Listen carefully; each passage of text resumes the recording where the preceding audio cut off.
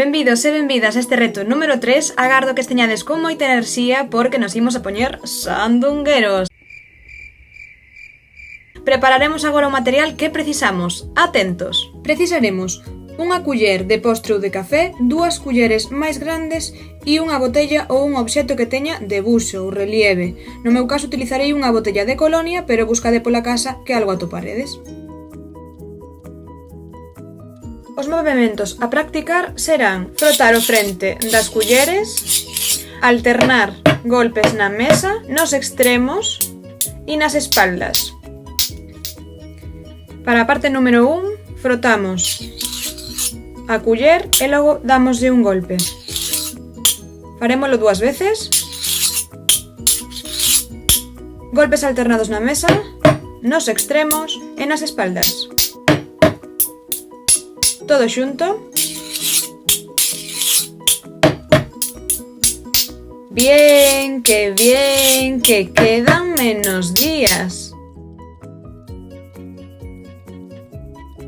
A man que antes frotaba a culler por riba, agora estará apoiada na mesa ca culler de espalda. A secuencia de movementos a practicar será a seguinte, pero ollo que logo habrá que fixarse no ritmo e no número de golpes que vou facendo. Golpeo as espaldas, aparto, levanto, baixo, volvo ao meu sitio. Como me mola el tupé, como me mola el tupé de Andrés. Como me mola el tupé de Andrés, pero es mejor. Como me mola el tupé de Andrés, pero es mejor practicar. Como me mola el tupé de Andrés, pero es mejor practicar el reto 3. Como me mola el tupé de Andrés, pero es mejor practicar el reto 3. Chis, pum.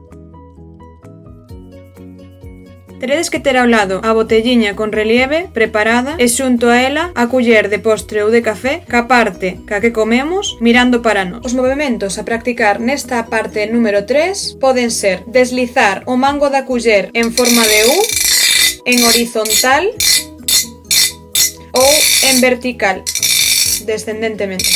E que a parte que comemos ou golpeamos a botella ou golpeamos na mesa. Bien, que